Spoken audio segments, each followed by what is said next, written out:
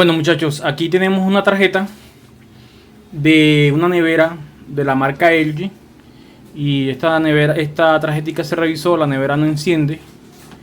Cuando se desmonta la tarjeta, pues encontramos que sufrió un corto.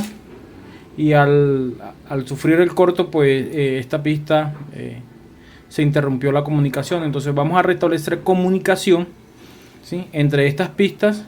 Y después que hagamos esto, vamos a hacer la conexión. Vamos a alimentar con voltaje, pero a través de la serie. Y miremos a ver si solamente el voltaje, el corto afectó solamente esta zona o fue mucho más allá. Continuamos.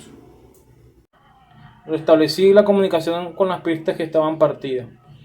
Mi conexión serie, en estos dos conectores de aquí, es donde se va a dar la alimentación de voltaje hacia la tarjeta.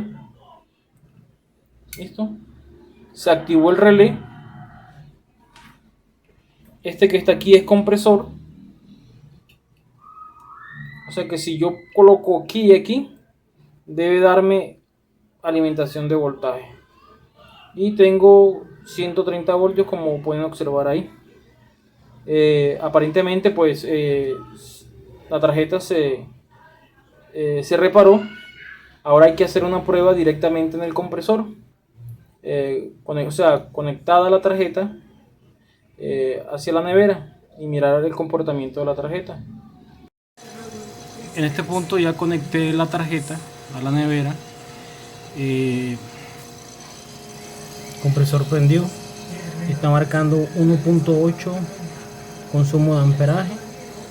También cambié el motor de este abanico porque se produjo también un corto, creo que fue a partir de él. Encontré el abanico dañado, se reemplazó el abanico. Como pueden observar, ya la nevera está funcionando.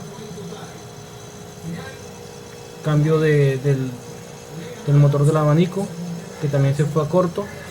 El compresor funcionando y la reparación de la tarjeta nos quedó. Espero que esta información les sea de utilidad. Nos vemos en una próxima oportunidad.